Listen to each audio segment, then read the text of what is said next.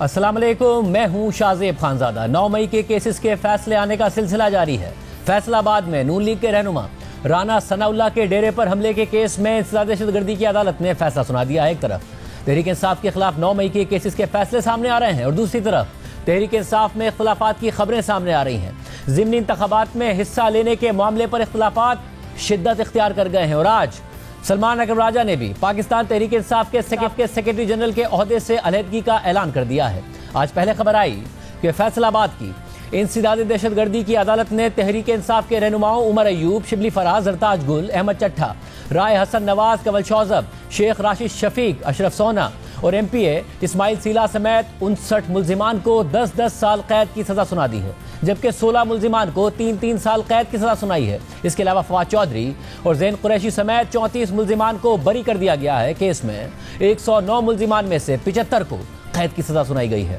ان میں سے متعدد رہنماؤں کو 9 مئی کے مقدمات میں پہلے بھی سزائیں ہو چکی ہیں۔ فیصل آباد کی انسداد دہشت گردی کی عدالت کے فیصلے پر رد عمل دیتے ہوئے شیخ راشد شفیق کے چچا اور سابق وفاقی وزیر شیخ رشید نے کہا کہ ہم حلف اٹھا کر کہہ سکتے ہیں کہ شیخ راشد شفیق فیصل آباد گئے ہی نہیں۔ آج 1 ماہ میں فیصل آباد کے چوتھے کیس میں بھی میرے بھتیجے شیخ راشد شفیق کو عمر ایوب اور شبلی کے ساتھ 10 سال قید سنائی گئی ہے، جو کہ ظلم ہے۔ وہ وہاں موجود ہی نہیں تھا۔ ہم نے خدا کو حلف دے کے یہ کہہ سکتے ہیں کہ راشد شفیق کبھی فیصل آباد گیا ہی نہیں۔ آئین، قانون اور انصاف کی نہ صرف دھجیاں بکھیری ہیں بلکہ ان کے اوپر ایک الزام لگایا ہے کہ پاکستان ایک ملک ہے جہاں انصاف جو ہے دم توڑ گیا ہے۔ اس کے علاوہ تحریک انصاف نے فیصلے پر رد عمل دیتے ہوئے مذمت کی ہے۔ تحریک انصاف کے اعلامیے کے مطابق یہ تمام سزائیں 2 گواہان کی مبینہ گواہیوں کی بنیاد پر دی گئی ہیں، جبکہ انہی 2 جھوٹے گواہان کی گواہی کو سرگودہ کی ایک عدالت نے جھوٹا قرار دیا تھا اور تمام ملزمان کو بری کر دیا تھا۔ اس سے واضح ہوتا ہے کہ یہ فیصلے بھی جھوٹے اور منظم سیاسی انتقام کے تحت کیے جا رہے ہیں۔ نہ صرف 9 مئی کے کیسز کے فیصلے سامنے آ رہے ہیں بلکہ 27 ماہ بعد 9 مئی کے کیسز میں گرفتاریاں بھی ہو رہی ہیں۔ گزشتہ ہفتے لاہور پولیس نے پہلے عمران خان کی بہن علیمہ خان کے بڑے بیٹے شاریز اور پھر علیمہ خان کے دوسرے بیٹے شیر شاہ کو گرفتار کر لیا۔ اہم بات یہ ہے کہ شاریز کے حوالے سے ان کے قریبی دوست یہ دعویٰ کر رہے ہیں کہ وہ 9 مئی کے موقع پر چترال میں تھے اور اس کے ثبوت بھی سامنے لا رہے ہیں، مگر لاہور کی انسداد دہشت گردی کی عدالت نے ان کا 8 دن کا جسمانی ریمانڈ دے دیا۔ البتہ علیمہ خان کے دوسرے بیٹے شیر شاہ کے حوالے سے پولیس دعویٰ کر رہی ہے کہ وہ 9 مئی کے احتجاج کے موقع پر حسان نیازی کے ساتھ کنٹینر پر موجود تھے اور اس کی ویڈیو بھی موجود ہے، مگر انسداد دہشت گردی کی عدالت نے ان کا 5 دن کا ریمانڈ دیا ہے۔ اس کے علاوہ 9 مئی کے مقدمات میں سزاؤں کے بعد نااہل ہونے والے تحریک انصاف کے اراکین اسمبلی کی نشستوں پر ضمنی انتخابات ہونے ہیں، مگر اس معاملے پر بھی تحریک انصاف میں اختلافات نظر آ رہے ہیں۔ پہلے 2 اگست کو عمران خان کے اکاؤنٹ سے ایکس پر پوسٹ کیا گیا کہ ہمارے جو ممبران اسمبلی ناجائز طریقے سے نااہل کیے گئے ہیں ان کی جگہ ضمنی انتخابات میں کسی کو کھڑا نہیں کیا جائے گا، کیونکہ ان لوگوں نے کئی طرح کی مشکلات جھیل کر انتخاب لڑا تھا اور مسلسل تحریک انصاف کے ساتھ کھڑے رہے، لہٰذا ضمنی انتخابات میں تحریک انصاف حصہ نہیں لے گی۔ 2 اگست کو ہی عمران خان کی بہن علیمہ خان نے میڈیا سے بات کرتے ہوئے کہا تھا کہ عمران خان نے پیغام بھیجا ہے کہ نااہل ہونے والے اراکین کی جگہ پر کسی کو کھڑا نہیں کیا جائے گا۔ جو لوگ انلیگلی ناجائز طریقے سے نااہل کیے گئے ہیں، عمران خان نے پیغام بھیجا ہے کہ ان کی جگہ پہ کسی کو نہیں کھڑا کیا جائے گا، کہ یہ وہ لوگ ہیں جنہوں نے پی ٹی آئی پہ اعتماد کیا تھا اور بڑی مشکلات انہوں نے کاٹی ہیں پچھلے 1.5 سال میں۔ اس لیے ان کے خلاف اگر ان کی جو بائی الیکشن ہوں گے ان کے اندر پی ٹی آئی نہیں پارٹیسپیٹ کرے گی۔ اس کے بعد 6 اگست کو ایک بار پھر عمران خان کے اکاؤنٹ سے social media platform X پر پوسٹ کیا گیا کہ ایک مرتبہ پھر واضح کر رہا ہوں کہ تحریک انصاف کے امیدوار جن کو حق نااہل کیا گیا ہے ان کی نشستوں پر کوئی انتخاب نہیں لڑے گا۔ ضمنی الیکشن میں حصہ لینے کا مطلب ہوگا کہ ہم ان کے ناجائز عمل کو جائز قرار دے رہے ہیں۔ ضمنی الیکشن میں حصہ لینا ہمارے لوگوں کی کمر میں چھرا گھونپنے کے مترادف ہوگا۔ اس کے بعد 22 اگست تحریک انصاف کی سیاسی کمیٹی کا اجلاس ہوتا ہے، جس کے اعلامیے کے مطابق اجلاس میں تمام ممبران نے شرکت کی اور ملک کی مجموعی سیاسی صورتحال پر تفصیلی غور و خوض کیا۔ اجلاس میں چیئرمین عمران خان کی ہدایات کے مطابق مختلف امور پر مشاورت کی گئی۔ عمران خان نے ضمنی انتخابات میں حصہ لینے کے معاملے کو سیاسی کمیٹی کے سپرد کیا تھا۔ سیاسی کمیٹی کی اراکین نے تفصیلی مشاورت کے بعد فیصلہ کیا ہے کہ پنجاب اسمبلی کے صوبائی حلقے PP 87 سے محترمہ منزہ فاطمہ اور احمد محمد چٹھا کے قومی اسمبلی کے حلقے NA 66 سے محترمہ N احمد پاکستان تحریک انصاف کی امیدوار ہوں گی، جبکہ باقی نشستوں پر ہونے والے ضمنی انتخابات کے امیدواروں کے بارے میں پارٹی جلد فیصلہ کرے گی۔ اعلامیے کے بعد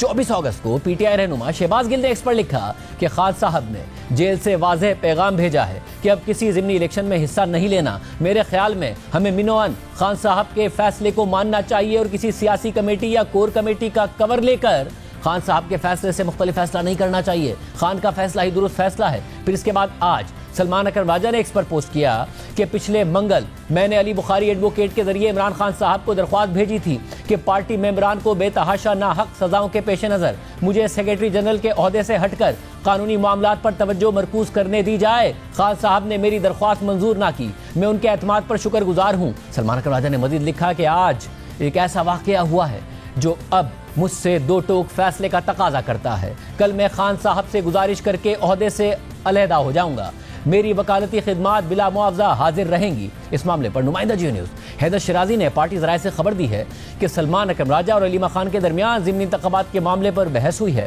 علیمہ خان نے کہا کہ بانی PTI کا واضح حکم تھا کہ ضمنی انتخابات میں حصہ نہ لیں، جس پر سلمان اکرم راجہ نے سیاسی کمیٹی کا موقف اور ارکان کی رائے سے علیمہ خان کو آگاہ کیا۔ سلمان اکرم راجہ نے بتایا کہ ضمنی انتخابات میں شمولیت کے خلاف ووٹنگ میں 9 اراکین نے اور حق میں 13 اراکین نے بات کی ہے۔ علیمہ خان سے بحث کی وجہ سے سلمان اکرم راجہ دل برداشتہ ہوئے ہیں۔ اس کے علاوہ گزشتہ روز تحریک انصاف کے سیکریٹری اطلاعات شیخ وقاص اکرم نے ایکس پر پوسٹ کیا کہ پاکستان بھر میں تحریک انصاف کے حمایت یافتہ امیدوار جو کہ حالیہ ضمنی انتخابات میں حصہ لے رہے ہیں، انہیں پارٹی کی طرف سے یہ ہدایت کی جاتی ہے کہ وہ الیکشن کو سنی اتحاد کونسل کے ٹکٹ پر لڑیں گے۔ اس اعلان پر بھی تحریک انصاف کے اندر سے تحریک انصاف پر تنقید ہوئی کہ کیوں پارٹی کی جگہ ایک دوسری پارٹی کے انتخابی نشان پر الیکشن لڑا جا رہا ہے۔ ضمنی انتخابات میں حصہ لینے کے ساتھ ساتھ قومی اسمبلی اور سینٹ میں اپوزیشن لیڈر کے معاملے پر بھی PTI میں کنفیوژن ہے۔ پہلے 20 اگست کو سلمان اکرم راجہ نے اعلان کیا کہ قومی اسمبلی میں اپوزیشن لیڈر کے لیے عمران خان نے محمود خان اچکزئی اور سینٹ میں اعظم سواتی کو نامزد کیا ہے۔ پھر اس کے بعد نیوز سے بات کرتے ہوئے تحریک انصاف کے چیئرمین بیرسٹر گور خان نے کہا کہ اپوزیشن لیڈر کے لیے کوئی نامزدگی فائنل نہیں کی گئی ہے۔ پھر 21 اگست کو سلمان اکرم راجہ نے کہہ دیا کہ یہ کہنا کہ پارٹی نے قومی اسمبلی اور سینٹ میں اپوزیشن لیڈر کی تبدیلی کے حوالے سے کوئی فیصلہ کیا ہے، بالکل غلط بیانیہ ہے۔ ان کے دونوں بیانات دیکھیے۔ قومی اسمبلی میں اپوزیشن لیڈر کے لیے خان صاحب نے محمود خان اچکزئی صاحب کو نامزد کیا ہے، سینٹ میں اعظم سواتی صاحب کو۔ پنجاب اسمبلی کے لیے انہوں نے 5 نام مانگے ہیں، جن میں سے ایک کا وہ فیصلہ کریں گے۔ ایوب صاحب ہمارے لیڈر آف دی اپوزیشن ہیں قومی اسمبلی میں، شبلی فراز صاحب لیڈر آف دی اپوزیشن ہیں سینٹ میں۔ یہ دونوں پارٹی کا انمول اثاثہ ہے، اور اسی طرح احمد خان بھچر صاحب پنجاب اسمبلی میں لیڈر آف دی اپوزیشن۔ انشاءاللہ یہ سرخرو ہوں گے، جو جھوٹی سزائیں ان کو دی گئی ہیں وہ ختم ہوں گی، اور یہ بدستور قائم رہیں گے بطور لیڈر آف دی اپوزیشن قومی اسمبلی میں، سینٹ میں اور پنجاب اسمبلی۔ یہ کہنا کہ پارٹی نے کوئی فیصلہ کیا ہے کسی تبدیلی کے حوالے سے، بالکل غلط بیانیہ ہے۔ خان صاحب کی جانب سے یہ آیا حفظ ما تقدم کے طور پہ اگر ضرورت پیش آ جاتی ہے، ان تمام قانونی لڑائیوں کے بعد جو تمام قانونی مارکے ہم سمجھتے ہیں کہ ہم جیتیں گے، اگر اس کے باوجود یہ ضرورت پیش آتی ہے کہ وقتی طور پر کوئی لیڈر آف دی اپوزیشن قائم کیے جائیں، تو ان کی جانب سے ضرور ہمیں رہنمائی دی گئی ہے۔ لیکن اس حوالے سے میں سمجھتا ہوں اس وقت کوئی بات حتمی نہیں ہے۔ بات کریں گے ہمارے ساتھ سینئر صحافی تجزیہ کار عاصمہ شرازی صاحبہ اور شہزاد اقبال صاحب موجود ہیں۔ آپ دونوں کا بہت شکریہ۔ عاصمہ صاحبہ، ظاہر ہے ایک طرف مشکل وقت ہے پاکستان تحریک انصاف پر، اور یہ وقت تقاضا کرتا ہے کہ پارٹی متحد نظر آئے، مگر پارٹی ہر دوسرے معاملے پر تقسیم کا شکار نظر آتی ہے اور سوشل میڈیا پر باقاعدہ اس کا اظہار کیا جاتا ہے۔ اب سلمان اکرم راجہ تو قریب خیال کیے جاتے ہیں محترمہ علیمہ خان صاحبہ کے، یہ خبر آنا کہ ان دونوں کے درمیان اختلاف ہوا، جس کے بعد وہ یہ کہہ رہے ہیں کہ آج ایک ایسی بات ہوئی ہے جس کی وجہ سے وہ کل اپنا عہدہ چھوڑ دیں گے، کیا ہو رہا ہے تحریک انصاف میں؟ جی بہت شکریہ شاہزیب۔ دیکھیے پاکستان تحریک انصاف کو باہر سے کبھی خطرہ اتنا نہیں رہا جتنا ان کو اپنی جماعت کے اندر سے خطرہ رہا ہے، اور اس کی بڑی وجہ یہ ہے کہ پاکستان تحریک انصاف کے اندر بہت سارے ایسے لوگ ہیں جو کہ پارلیمانی سیاست سے بالکل دور ہیں، لیکن اس کے باوجود جو کل یا پرسوں جو کمیٹی کا اجلاس ہوا اس میں 9-13 کی اکثریت تھی، یعنی 13 لوگ اس بات کے حامی تھے کہ ضمنی انتخابات سے بائیکاٹ نہیں کرنا چاہیے اور اس کے اندر جو ہے وہ حصہ لینا چاہیے. سلمان اکرم راجہ صاحب کا تعلق لاہور سے ہے. لاہور سے حماد اظہر صاحب الیکشن لڑ رہے تھے, وہ آج دستبردار ہوئے ہیں.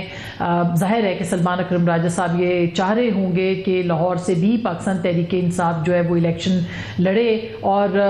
ان کا بھی ایک امکان ہو سکتا تھا کہ وہ بھی اس کے اندر حصہ لیں. مگر اصل بات جو ہے وہ یہ کہ جو اب تک سامنے آئی ہے ذرائع کے لحاظ سے, کہ وہ عمران خان صاحب نے جو احکامات دیے تھے, علیمہ خان صاحبہ انہی احکامات کو دہرا رہی ہیں, جبکہ سلمان اکرم راجہ صاحب جو کہ پارٹی کے سیکرٹری جنرل ہیں, ان کا یہ کہنا ہے کہ انتخابات میں حصہ لینا چاہیے. اور آج جو انہوں نے ٹویٹ کیا ہے جس میں کہ انہوں نے کہا ایک ایسا واقعہ ہو گیا, تو ظاہر ہے کہ وہ ابھی تک جو ذرائع بتاتے ہیں کہ انہوں نے اس بات کے اوپر اعتراض کیا کہ پارٹی کی جو اکثریت ہے وہ اس بات کی حامی ہے کہ پارلیمانی جو سیاست ہے اس میں سے الگ نہ ہوا جائے, جس پہ علیمہ خان صاحبہ ان سے برہم ہوئیں یا ان سے ناراض ہوئیں, اس کی تفصیلات تو بعد میں آئیں گی. لیکن اصل بات یہ ہے کہ پاکستان تحریک انصاف کے اندر ایک بڑا گروپ ہے جو کہ یہ سمجھتا ہے کہ پاکستان تحریک انصاف کے جو فیصلے ہیں وہ غلط صورت میں ہیں اور غلط ہو رہے ہیں. عمران خان صاحب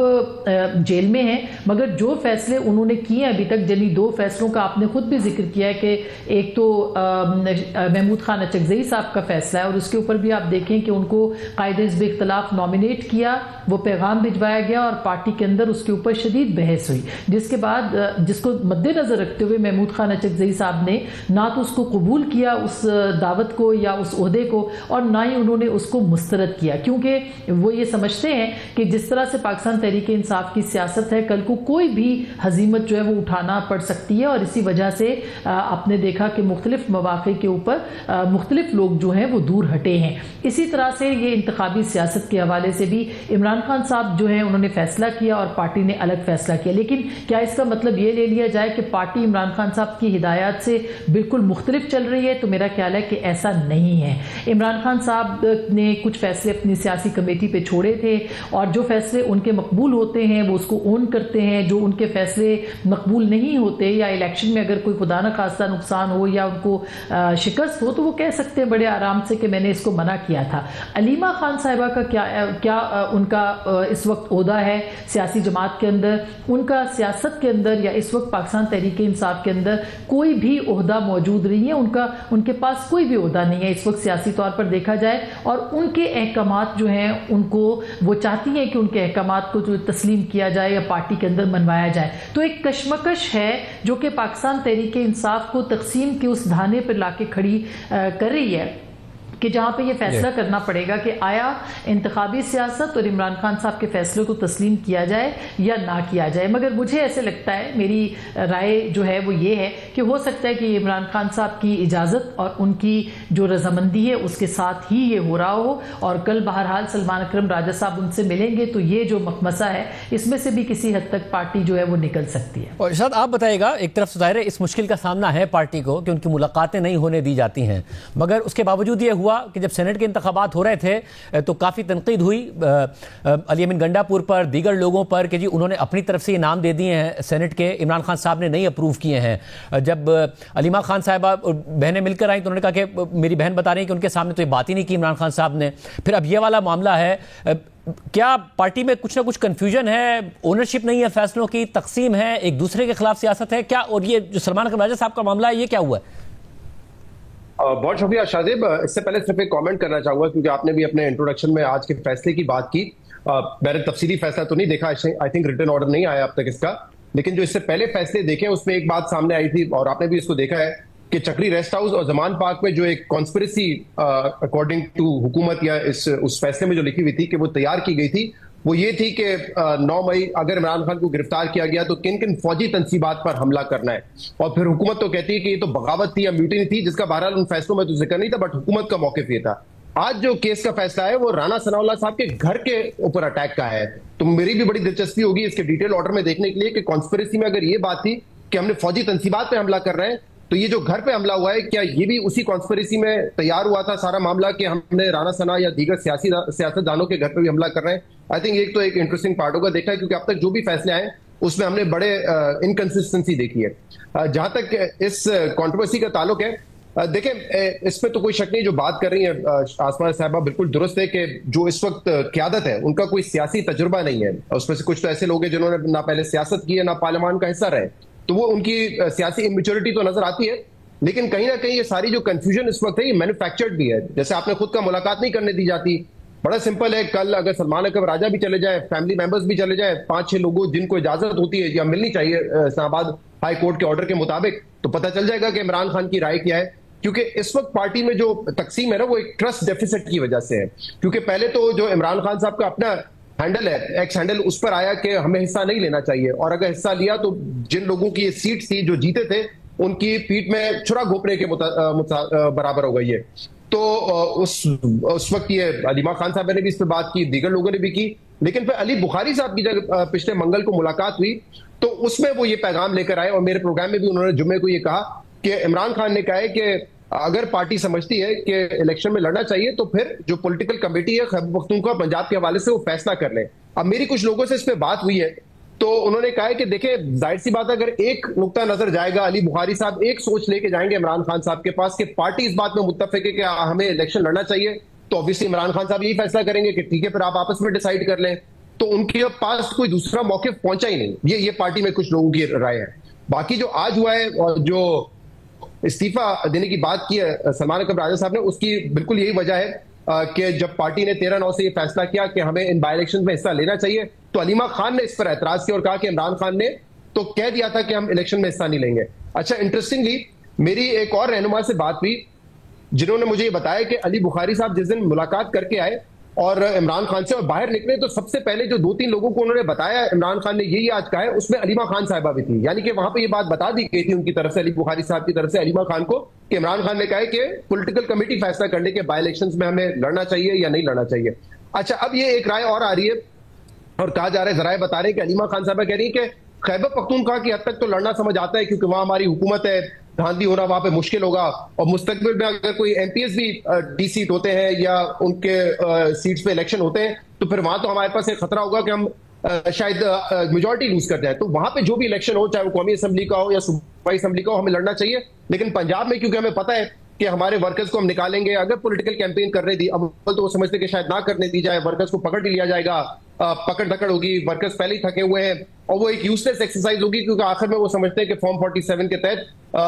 پی ٹی آئی کے لوگوں کو ہرا دیا جائے گا. تو وہ یہ کہتے ہیں اس ایکسرسائز کو کوئی فائدہ نہیں ہے. لیکن شاہزیب، آپ نے بھی عمران خان کی سیاست جو ہے وہ دیکھی ہے بڑے لمبے عرصے تک. مجھے کوئی شک نہیں ہے کہ عمران خان نے یہ پہلے کہا ہو، مجھے نہیں پتا اس کے بعد علی بخاری صاحب کو کیا کہا ہے، لیکن اگر آپ دیکھیں 2008 کا الیکشن، پہلے تو تمام پارٹیز نے کہا تھا، پی ایم ایل این نے بھی کہا تھا کہ ہم نہیں لڑیں گے، پی ایم ایل این نے آخر میں لڑنے کا فیصلہ کیا، لیکن عمران خان نے بائیکاٹ جاری رکھا. 2014 میں عمران خان نے اپنی پارٹی کو کہا کہ جتنے بھی ایم این ایز ہیں وہ نیشنل اسمبلی کا بائیکاٹ کریں گے، تقریباً 9 مہینے یا 12 مہینے ان کا بائیکاٹ یہ جاری رہا. پھر 2023 میں بھی عمران خان، پرویز الہی جو چیف منسٹر تھے پنجاب کے، ان کی رائے کے اگینسٹ جا کے انہوں نے دونوں اسمبلیاں تحلیل کر دی تھی، خیبر پختونخوا اور پنجاب کی، جس سے یہ نظر آتا ہے کہ عمران خان صاحب کا یہ فیصلہ ہو سکتا ہے، ہوگا بلکہ، کیونکہ ٹریک ریکارڈ یہ ہے کہ وہ جب بھی سمجھتے ہیں کہ یار کچھ چیز ہمارے حق میں نہیں جا رہی تو ہم بائیکاٹ کی طرف جائیں. لیکن شاید آپ نے بھی دیکھا، ہم نے بھی دیکھا، آج تک کوئی جو انہوں نے جب اسمبلی چھوڑی نہ اس کا کوئی فائدہ ہوا، نہ کوئی جماعت جب بائیکاٹ کرتی ہے اس کا کوئی فائدہ ہوتا ہے. تو پارٹی میں یہ رائے اس وقت ہے کہ اگر ہمیں تھوڑی سی بھی پولیٹیکل سپیس ملے، کیونکہ ابھی تو ہم نہ ریلی نکال سکتے ہیں نہ جلسہ نکال سکتے ہیں،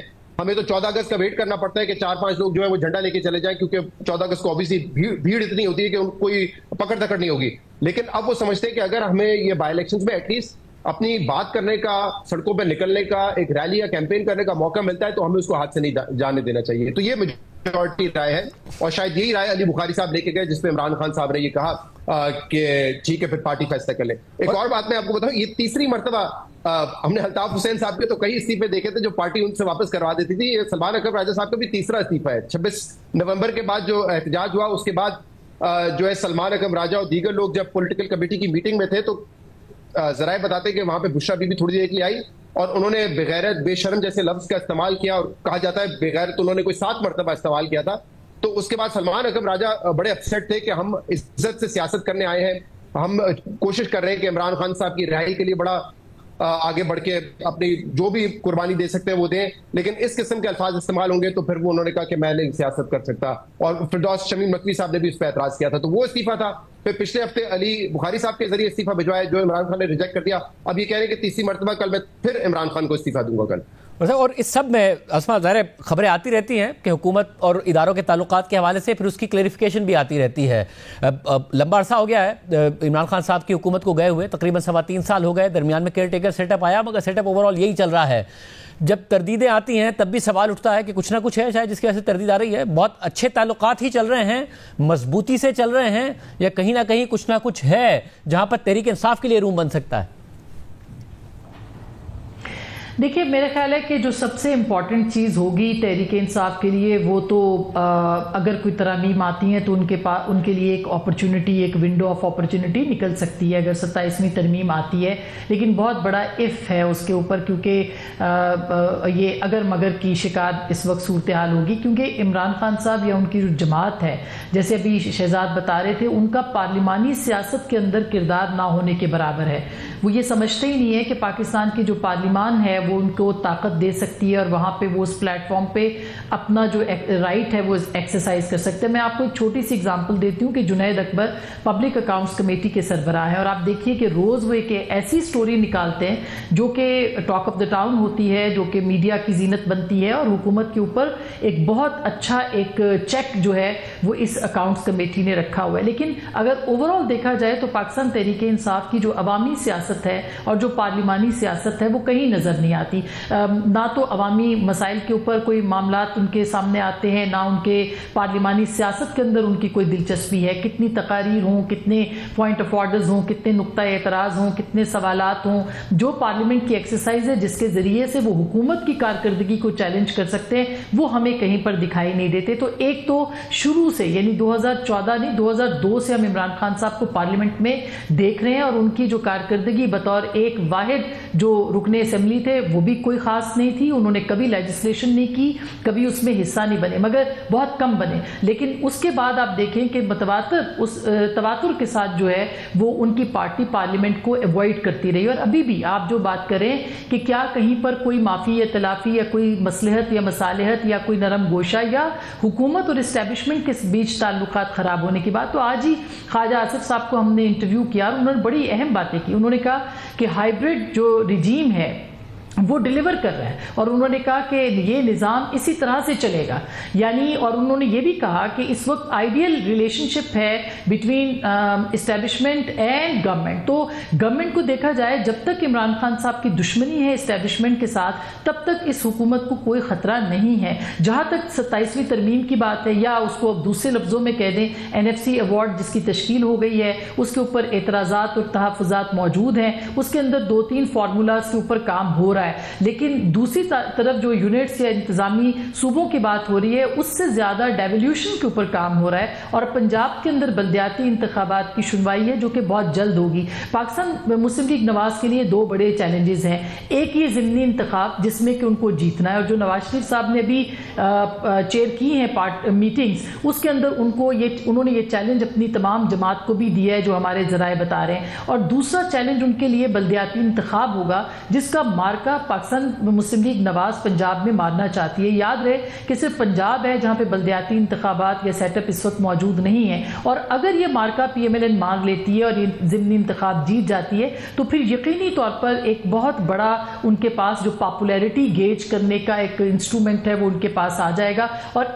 ان دو چیزوں کے اوپر پولیٹیکلی پاکستان مسلم لیگ نواز کام کر رہی ہے. اس کو اگر مقابلہ کیا جائے عمران خان صاحب کی جماعت کے ساتھ، اور PTI نے جس طرح سے واک اوور دینے کی کوشش کی ہے حالیہ انتخابات کے اندر، وہ ان کے لیے آپ دیکھ سکتے ہیں کہ ان کی جو اسٹریٹجی ہے یا پالیسی ہے وہ کس قدر اس معاملے کے اوپر کمزور ہے کہ وہ لوگوں کو ثابت کریں کہ آج بھی وہ بہت کامیاب ہیں، مقبول ہیں، اور ان انتخابات میں بھرپور حصہ لیں جہاں پہ ان کے لیے ایک ونڈو آف اپرچونٹی بن سکتی ہے کہ وہ جا کے عوام کے ساتھ بات کریں، عوام کو ڈیل کریں، اور عوام کے ذریعے سے جو ہے وہ اپنا اثر و رسوخ بنائیں.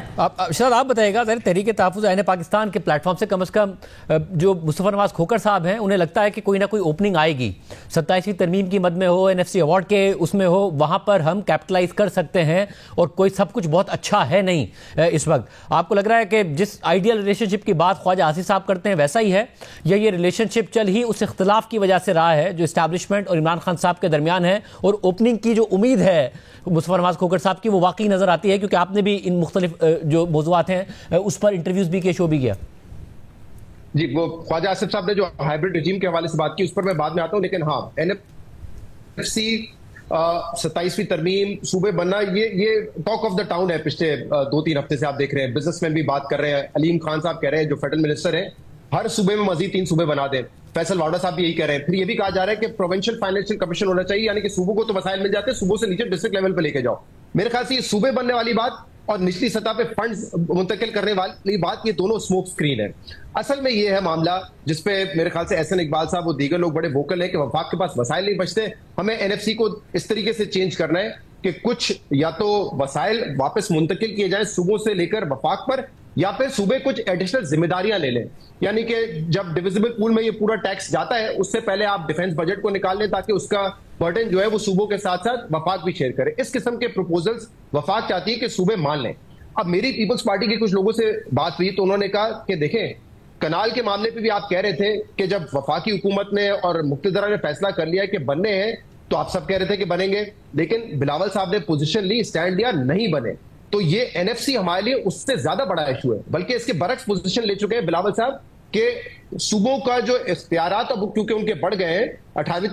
ترمیم کے بعد، ان کو وسائل مزید اور ملنے چاہیے. تو یہ ایک ایسا ایشو ہے جس پہ پھر ہمیں ایگزیکٹلی پتہ چلے گا، کیونکہ دیکھیں اگر ہم نے یہ دیکھنا ہے کہ ملک کا فائدہ کس میں ہے تو ایک بیلنس ہونا چاہیے نا وفاق اور صوبوں کے درمیان. یہ نہیں ہو سکتا کہ صوبوں کا آٹونومی جو ہے وہ ختم ہو جائے، یہ بھی نہیں ہو سکتا کہ وفاق بالکل کمزور ہو جائے. تو اگر ہم نے ایک بیلنس اور دونوں ایک ایسا فارمولا نکالا ہے جس میں دونوں جو ہے وہ اسٹرانگ رہے، تو اس حوالے سے پھر میرے خیال سے جو خواجہ آصف صاحب کہہ رہے ہیں کہ ہائبرڈ رجیم ہے اور یہ ملک کی مفاد میں ہے، تو پھر وہ نظر بھی ہمیں آنا چاہیے نا کہ کوئی ایسی چیز نہ ہو کہ بہت ہی زیادہ یا تو صوبوں کے فیور میں ہو یا وفاق کے فیور میں ہو. اور اسی لیے دیکھیں ٹیسٹ کیس کیا ہوگا اگر خواجہ صاحب سمجھتے ہیں کہ 2/3 میجورٹی بھی ہے، فوج بھی ہمارے ساتھ ہے، ہائبرڈ رجیم میں اب ہے، تو کون سے فوائد ہیں؟ کیا جس طرح ایک سیاسی پارٹی آتی ہے day to day fire fighting کرتی ہے وہی کرنا ہے سیٹ اپ نے نون لیگ کی حکومت نے، یا اس سے بڑھ کے کرنا ہے؟ اصل مسائل کیا ہیں شاہزیب صاحب؟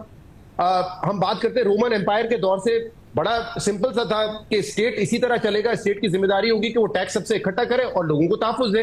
آج تک اس ملک میں ہم ایک ایکویٹیبل طریقے سے ٹیکس نہیں اکٹھا کر سکتے. کیا یہ پرابلم خواجہ صاحب اشور کرتے ہیں کہ جب ان کی حکومت ختم ہوگی حل ہو جائے گا؟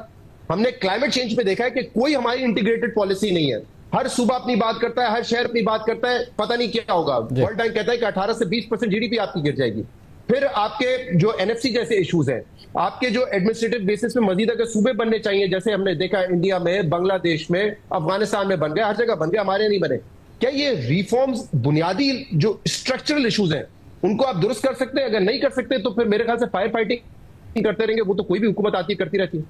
بہت شکریہ. پروگرام میں آگے بڑھتے ہیں. بنگلہ دیش میں گزشتہ سال طلبہ تحریک کے ذریعے آنے والی سیاسی تبدیلی کے بعد پاکستان اور بنگلہ دیش کے تعلقات بھی اب ایک نیا رخ اختیار کر رہے ہیں اور خطے میں اسے بڑی پیش رفت کے طور پر دیکھا جا رہا ہے. 23 اور 24 اگست کو پاکستان کے نائب وزیر اعظم اور وزیر خارجہ اسحاق ڈار نے بنگلہ دیش کا غیر معمولی دورہ کیا ہے. اور اسحاق ڈار کا یہ دورہ اس لیے بھی اہم تھا کیونکہ یہ دورہ 13 سال بعد پاکستان کی کسی بھی اعلیٰ شخصیت کا بنگلہ دیش کا پہلا سرکاری دورہ تھا. اس سے پہلے آخری دفعہ 2012 میں پیپلز پارٹی کی وزیر خارجہ ہینا ربانی گھر نے بنگلہ دیش کا مختصر دورہ کیا تھا. اور اہم بات یہ بھی ہے کہ وزیر خارجہ اسحاق ڈار نے بنگلہ دیش میں نہ صرف عبوری حکومت کے عہدیداروں سے ملاقاتیں کی جن میں چیف ایڈوائزر ڈاکٹر محمد یونس، مشیر خارجہ توحید حسین اور مشیر تجارت شیخ بشیر الدین شامل تھے، بلکہ انہوں نے سابق وزیر اعظم اور بنگلہ دیش نیشنلسٹ پارٹی کی چیئرپرسن خالدہ ضیاء اور جماعت اسلامی بنگلہ دیش کے امیر ڈاکٹر شفیق الرحمان سے بھی ملاقاتیں کی، جہاں اس دورے میں پاکستان اور بنگلہ دیش کی حکومتوں کے درمیان اہم معاہدے اور اعلانات ہوئے ہیں. تو وہیں سقوط ڈھاکہ سے جڑا ایک بڑا تنازعہ ایک بار پھر ابھر کر سامنے آیا ہے. وزیر خارجہ اسحاق ڈار کے اس اہم دورے کے دوران بنگلہ دیشی حکام نے ایک بار پھر 1971 کے واقعات پر حکومت پاکستان سے باضابطہ معافی مانگنے کا اپنا دیرینہ مطالبہ دہرا دیا. اور بنگلہ دیشی میڈیا سے گفتگو کے دوران بھی وزیر خارجہ اسحاق ڈار کو اسی سوال کا سامنا کرنا پڑا. نائب وزیر اعظم اور وزیر خارجہ کے دورے کے حوالے سے دفتر خارجہ نے اپنے اعلامیے میں بتایا ہے کہ اس دورے کے دوران معاہدوں، یادداشتوں اور دیگر دستاویزات پر دستخط ہوئے جن میں سفارتی اور سرکاری پاسپورٹ ہولڈرز کے لیے ویزے کے خاتمے سمیت دیگر معاہدے اور MOUs شامل تھے. وزیر خارجہ اسحاق ڈار نے پاکستان بنگلہ دیش نالج کوریڈور کے آغاز کا اعلان بھی کیا جس کے تحت آئندہ 5 سالوں میں 500 بنگلہ دیشی طلبہ کو پاکستان میں اعلیٰ تعلیم حاصل کرنے کے لیے اسکالرشپس دی جائیں گی۔ اس منصوبے کے تحت اسی عرصے میں 100 بنگلہ دیشی سول سرونٹس کے لیے تربیتی کورسز کا بھی اہتمام کیا جائے گا۔ اسی طرح پاکستان ٹیکنیکل اسسٹنس پروگرام کے تحت بنگلہ دیشی طلبہ کے لیے مختص اسکالرشپس کی تعداد 5 سے بڑھا کر 25 کر دی جائے گی۔ اسی طرح بنگلہ دیش کی وزارت خارجہ نے اپنے اعلامیے میں نائب وزیر اعظم اور وزیر خارجہ اسحاق ڈار کے بنگلہ دیش کے دورے کی تفصیلات بتائی ہیں اور ساتھ ہی سقوط ڈھاکہ پر معافی کا معاملہ بھی چھیڑ دیا ہے۔ بنگلہ دیشی وزارت خارجہ کے اعلامیے کے مطابق اسحاق ڈار کی بنگلہ دیش کے مشیر خارجہ توحید حسین سے ملاقات میں بنگلہ دیش اور پاکستان نے اپنے عوام کے باہمی مفادات کے لیے دو طرفہ تعلقات کو مزید مضبوط بنانے کے عزم کا اعادہ کیا۔ سینیٹر اسحاق ڈار نے چیف ایڈوائزر پروفیسر محمد یونس سے ملاقات کی۔ اعلامیے کے مطابق ملاقاتوں میں پاکستان اور بنگلہ دیش کے درمیان تجارت، تعلیم، صحت، انرجی اور کنیکٹیوٹی، عوامی روابط، کلچر، سیاحت اور ڈیزاسٹر مینجمنٹ جیسے شعبوں میں دو طرفہ تعاون پر تبادلہ خیال کیا گیا۔ اس کے علاوہ بنگلہ دیش نے تاریخی حل طلب معاملات کے جلد از جلد حل کا مطالبہ کیا تاکہ دونوں ممالک کے درمیان دیرپا فارورڈ لکنگ تعلقات کے لیے ایک مضبوط بنیاد قائم کی جا سکے۔ ان مسائل میں 1971 کے واقعات پر باضابطہ سرکاری معافی مانگنا، اثاثوں کی تقسیم، 1970 کے سائیکلون کے متاثرین کے لیے دی گئی غیر ملکی امداد کی منتقلی اور بنگلہ دیش میں پھنسے پاکستانیوں کی واپسی شامل ہے۔ اسحاق ڈار سے پہلے جب 2012 میں وزیر خارجہ ہینا ربانی کھر بنگلہ دیش گئی تھی تو ان سے بھی بنگلہ دیشی حکومت نے یہی مطالبہ کیا تھا، مگر پاکستان کا موقف رہا ہے کہ پاکستان اور بنگلہ دیش کے درمیان یہ تنازعہ 2 بار حل کیا جا چکا ہے۔ گزشتہ روز ڈھاکہ میں نائب وزیر اعظم اسحاق ڈار سے پریس کانفرنس کے دوران جب یہی سوال پوچھا گیا تو انہوں نے بھی یہی جواب دیا کہ پہلی دفعہ 1974 میں یہ مسئلہ حل کر لیا گیا تھا اور اس کی دستاویز دونوں ممالک کے پاس ہے۔ پھر جب 2000 کے آغاز میں جنرل مشرف بنگلہ دیش آئے تھے تو انہوں نے بھی اس مسئلے کو ایڈریس کیا تھا اور اب ہمیں صاف دل کے ساتھ آگے بڑھنا چاہیے۔ Your question about unresolved issue, that is you since 1971. see, my dear brother, in 1974, first time that issue was resolved in writing. The document is historic and is available in both countries. And after that, General Musharraf came here, and in a very open and candid manner, he actually addressed that issue. And I think between a family, between brothers, once this is done, even Islam tells us to clean your heart. So I think let's move forward. We have to work together. We have a bright future in this. And the issue was resolved twice, 1974 and then early 2000 when General Musharraf visited, and he told the entire nation on behalf of the entire nation of Pakistan to the entire on behalf of Pakistan to entire nation of Bangladesh. BBC کے مطابق اسحاق ڈار کے موقف کے حوالے سے ایک press conference میں بنگلہ دیش کے مشیر خارجہ توحید حسین سے سوال ہوا تو انہوں نے جواب دیا کہ میں یقیناً ان سے یعنی اسحاق ڈار سے اتفاق نہیں کرتا۔ BBC کی رپورٹ کے مطابق فروری 1974 میں لاہور میں اسلامی سربراہی کانفرنس کا انعقاد ہونا تھا جس کے لیے دنیا کے تمام اسلامی ممالک کے سربراہوں کو شرکت کی دعوت دی گئی تھی۔ پاکستان نے اس وقت تک بنگلہ دیش کو تسلیم نہیں کیا تھا، تاہم اس وقت کے وزیر اعظم ذوالفقار علی بھٹو نے جب بنگلہ دیش کے سربراہ شیخ مجیب الرحمان کو کانفرنس میں شرکت کی دعوت دی تو اس سے پہلے بنگلہ دیش کو بطور الگ ریاست تسلیم کر لیا گیا اور آخرکار اپریل 1974 میں پاکستان، بنگلہ دیش اور بھارتی وزرائے خارجہ کے درمیان ایک معاہدہ طے پایا۔ معاہدے میں پاکستان کی جانب سے لکھا گیا کہ اگر مشرقی پاکستان میں جنگی جرائم کا ارتکاب ہوا ہے تو پاکستان کی حکومت اس کی مذمت کے ساتھ ساتھ اس پر افسوس کا اظہار کرتی ہے۔ رپورٹ کے مطابق معاہدے میں لکھا گیا کہ وزیر اعظم ذوالفقار علی بھٹو بنگلہ دیش کے عوام سے اپیل کرتے ہیں کہ وہ غلطیوں کو معاف کریں اور ماضی کو بھول کر آگے بڑھیں۔ اس کے بعد 2002 میں اس وقت کے صدر پاکستان جنرل پرویز مشرف نے بنگلہ دیش کا دورہ کیا اور دوبارہ افسوس کا اظہار کیا۔ تاہم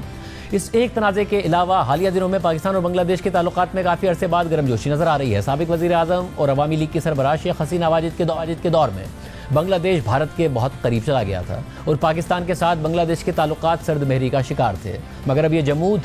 ٹوٹتا دکھائی دے رہا ہے۔ لیکن یہ پہلو بھی اہم ہے کہ بنگلہ دیش کی عبوری حکومت اگلے سال فروری میں الیکشن کرانے کا اعلان کر چکی ہے، اس لیے دیکھنا ہوگا کہ الیکشن کے بعد آنے والی حکومت پاکستان اور بنگلہ دیش کے تعلقات کے مستقبل کا کیسے تعین کرے گی۔ تاہم ابھی کے حالات یہ ہیں کہ گزشتہ سال آنے والی سیاسی تبدیلی اور شیخ حسینہ واجد کے اقتدار کے خاتمے کے بعد بنگلہ دیش بھارت سے دور ہوتا جا رہا ہے اور پاکستان کے قریب آ رہا ہے، اور حالیہ مہینوں میں خود بھارت اور پاکستان کے تعلقات بھی بہت زیادہ کشیدہ ہو چکے ہیں۔ دونوں ممالک 4 دن تک حالت جنگ میں رہے اور اسی تناؤ کے دوران بھارت نے اندرونی سیاسی دباؤ کے تحت یک طرفہ طور پر پانی کی تقسیم کا سنتاس معاہدہ معطل کر دیا تھا۔ حالانکہ معاہدے میں ایسی کوئی شک ہی نہیں تھی جس کے تحت ایک فریق یک طرفہ طور پر معاہدے کو معطل کر دے۔ عالمی بینک اور سنتاز معاہدے کی ثالثی عدالت بھی یہی موقف دہرا چکے ہیں، مگر مودی حکومت سیاسی دباؤ میں لیے گئے اپنے اس اقدام کا دفاع تو کر رہی ہے اور اپنی عوام میں یہ بیانیہ بھی بنا رہی ہے کہ بھارت نے پاکستان کے ساتھ ہر طرح کا تعاون ختم کیا ہوا ہے، مگر گزشتہ 24 گھنٹے کے اندر بھارت نے سنتاز معاہدے کے تحت تو نہیں مگر سفارتی چینل کے ذریعے پاکستان کو 2 دفعہ سیلاب کی صورتحال سے پیشگی آگاہی دی ہے تاکہ پاکستان میں پیشگی اقدامات اٹھائے جا سکیں۔ جیو نیوز کے مطابق پہلے اسلام آباد میں بھارتی ہائی کمیشن نے پاکستان کی وزارت خارجہ کو دریائے توی میں جموں کے مقام پر ممکنہ بڑے سیلاب سے آگاہ کیا، اور پھر بھارتی ہائی کمیشن اسلام آباد نے وزارت خارجہ سے دوبارہ رابطہ کر کے دریائے ستلج میں سیلاب سے متعلق معلومات دی۔ ترجمان دفتر خارجہ شفقت علی خان کے مطابق بھارت نے 24 اگست کو سیلاب کی وارننگ سندھ طاس کمیشن کے بجائے سفارتی چینل سے دی۔ پاکستان نے اس بات کا اعادہ کیا کہ بھارت معاہدے کی تمام شقوں پر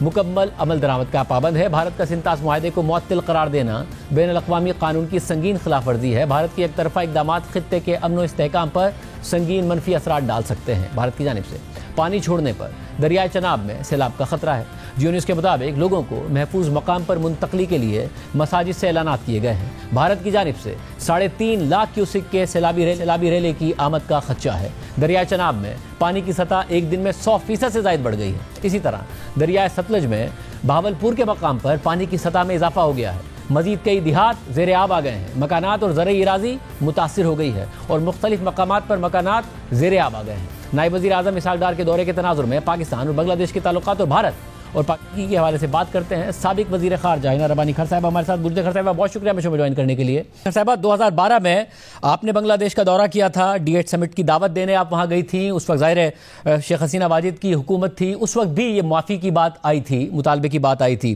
اسحاق ڈار صاحب جاتے ہیں، 13 سال بعد ایک دورہ ہوتا ہے، ان سے بھی سوال ہوا، انہوں نے بات کی کہ 1974 میں مسئلہ حل ہو گیا، بھٹو صاحب کے ٹائم پر 2000 میں جنرل مشرف کا بھی انہوں نے حوالہ دیا،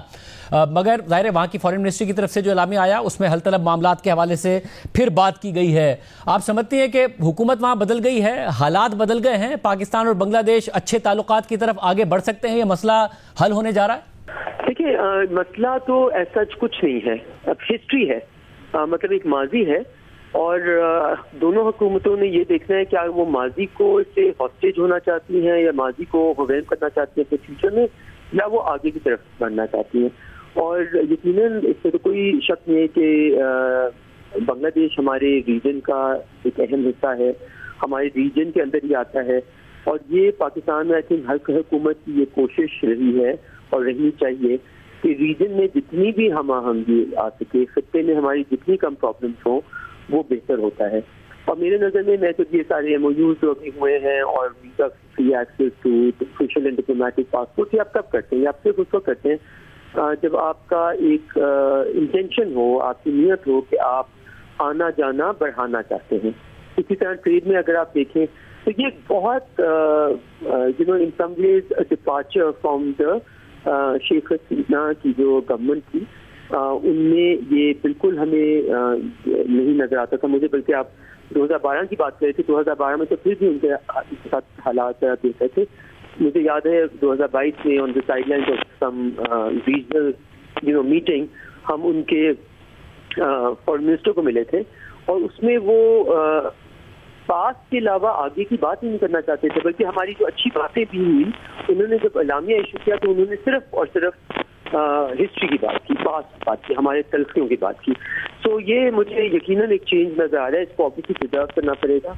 دونوں ملکوں کی طرف سے انٹینشن ہونی پڑے گی تو let the past be past and to move forward. اور کے پروسیس میں یہاں تک بتا سکوں کہ میں حیران ہوئی کہ ایک میونخ سیکورٹی کانفرنس کی میٹنگ حالیہ مطلب کوئی 2 سال پہلے تھی، جس میں شیخ حسینہ صاحبہ ابھی تک پرائم منسٹر تھی، اور انہوں نے اس میٹنگ میں آ کے اپنا جو 15 منٹ تھے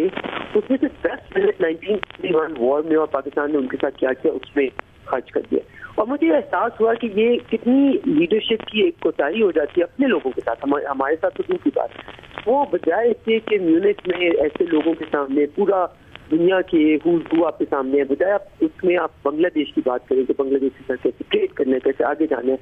آپ صرف ماضی کی تلخیوں کے بارے میں بات کرتے ہیں اور آپ اپنی آئیڈینٹی اس کو دکھائیں۔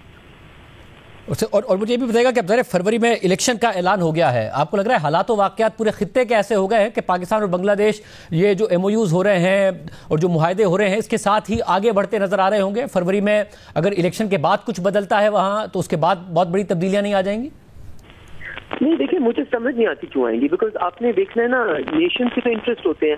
ہم دونوں ڈیولپنگ ملک ہیں، ہم دونوں ڈیولپنگ کنٹریز ہیں. پاکستان نے بنگلہ دیش کی سوورینٹی, بنگلہ دیش کی آئیڈینٹی, بنگلہ دیش کی ایک سیپریٹ ملک ہونا پوری طرح سے من و جان سے تسلیم کیا ہوا ہے. اس میں تو کوئی شک و شبہ نہیں رہ گیا. اب ماضی کی جو بھی تلخیاں ہیں ان کو چھوڑ کے کیا ہم ایک دو ڈیولپنگ نیشن جو ایک ہی خطے کا حصہ ہیں, جن کے انٹرسٹ کافی الائن ہیں جب وہ ملٹی لیٹرل فورا میں آتے ہیں یا جب فرینکلی اسپیکنگ ریجنل فورا میں بھی آتے ہیں, جن کے چیلنجز سملر ہیں, ان کی لڑائی in the developing world context similar ہے, تو کس چیز کی اب ہم فیوچر لوکنگ ہمارے پاس کیا چلتی ہے؟ فیوچر لوکنگ تو مجھے الائنمنٹ نظر آ رہی ہے. So you always have to be smart. Leadership is always future looking. It is never bogged by the past. It is looking toward the future and seeing کہ ہماری دنیا میں ہمارے لوگوں کے لیے کیا بہتر ہے. اینڈ آئی تھنک ہمارے پاس بہت ون ون اپرچونیٹیز ہیں. اور مجھے ایک اور چیز پہ میں آپ کا کامنٹ چاہوں گا. بھارت کی جانب سے اب جو سیلاب کا پانی ہے اس کے حوالے سے پاکستان کو آگاہ کیا گیا, مگر کیونکہ وہ اپنی طرف سے اس کو معطل کر چکے ہیں, حالانکہ قانون کے مطابق نہیں ہے مگر معطل کر چکے ہیں انڈس واٹر ٹریٹی کو, تو انہوں نے انڈس واٹر کمیشن کا جو ایک طے کردہ طریقہ کار ہے اس کے بجائے ہمیں سفارتی سطح پر بتایا ہے. ظاہر ایک کم از کم پیش رفت ہے کہ بتایا ہے, مگر اس پروسیس کے تھرو نہیں بتایا جس کے تحت ماضی میں بتایا جاتا تھا. کس طریقے سے دیکھ رہے ہیں آپ اس ڈیولپمنٹ کو؟ دیکھیں شاہزیب, میں اس کو بالکل کنسسٹنٹ طریقے سے دیکھ رہی ہوں, consistent with India being a روگ اسٹیٹ. اور جب ہم یہ کہتے ہیں, ہم کیوں کہتے ہیں, اس لیے کہتے ہیں کیونکہ انڈیا کے پاس ایز اے اسٹیٹ کوئی جواز نہیں ہے کہ وہ ایک ایسی ٹریٹی سے نکلے جو ٹریٹی نکلنا الاؤ نہیں کرتی جبکہ نیو ٹریٹی ریٹیفائی نہ ہو جائے دونوں ملکوں کے بیچ میں. یہ اس ٹریٹی میں لکھا ہے. جو ایک اسٹیٹ ہوتی ہے جو روگ اسٹیٹ نہیں ہوتی, جو ایک رسپانسبل اسٹیٹ ہوتی ہے, کریڈیبل اسٹیٹ ہوتی ہے, وہ اپنی یہ لائبلٹیز کو, اپنی کمٹمنٹس کو, اپنی ٹریٹی آبلیگیشنز کو بہت سیریسلی لیتی ہے, اور اسی سے دنیا میں آپ کا نام, وقار, کریڈیبلٹی, پریڈکٹیبلٹی ڈٹرمن ہوتی ہے. اور آپ دیکھیں کہ اس وقت انڈیا اگر خطے کے اندر بھی اور انٹرنیشنلی بھی کافی زیادہ, I don't want to use a word جو کہ ذرا ہاسٹائل ہو جائے گا, بٹ کافی زیادہ چیلنج نظر آ رہا ہے, تو اس کی یہی انڈیا کی یہی اگریسو اسٹینڈ اور lack of proper following of rules and regulations and order and international law ہے. اور اس میں یہ this is very very consistent with prime minister Modi's India that for Mr. Jay Shankar to check all over the world. بہت شکریہ ہینا ربانی گھر صاحبہ کی گفتگو آپ نے سنی. پروگرام میں ایک بریک شامل کرتے ہیں, ایک اہم ایشو ہے اس پر روشنی ڈالیں گے ایک بریک کے بعد.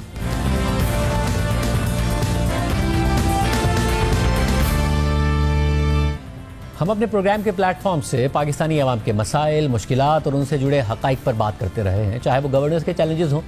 یا عام لوگوں کی روزمرہ مشکلات. ہم نے انہیں اجاگر کرنے کی کوشش کی ہے, لیکن ان سب مسائل میں ایک اہم مسئلہ ذہنی صحت اور اس کے بارے میں آگاہی بھی ہے, جو اکثر نظر انداز کر دیا جاتا ہے, اور اہم اعداد و شمار بتاتے ہیں کہ یہ مسئلہ تیزی سے بڑھ رہا ہے اور فوری توجہ کا تقاضا کرتا ہے. عالمی ادارہ برائے صحت کے مطابق پاکستان میں ہر 4 میں سے ایک بالغ شخص کسی نہ کسی ذہنی بیماری میں مبتلا ہے, یعنی تقریباً 3.5 کروڑ افراد ذہنی امراض کا شکار ہو سکتے ہیں. اسی طرح پاکستان میں ہر سال تقریباً 20,000 افراد خودکشی کر لیتے ہیں, 2 لاکھ افراد خودکشی کی کوشش کرتے ہیں اور 20 لاکھ افراد خودکشی کے خیالات کا شکار رہتے ہیں. پاکستان میں ذہنی امراض مجموعی بیماریوں کے تقریباً 4% سے زیادہ ہیں, اور یہ خواتین میں نسبتاً زیادہ ہے, اور خواتین میں ذہنی صحت کے مسائل مردوں کے مقابلے میں قدرے زیادہ ہیں. اسی طرح پاکستان میں جب خودکشی پر بات کی جاتی ہے تو اسے عموماً کسی ایک مسئلے سے جوڑ دیا جاتا ہے. مثال کے طور پر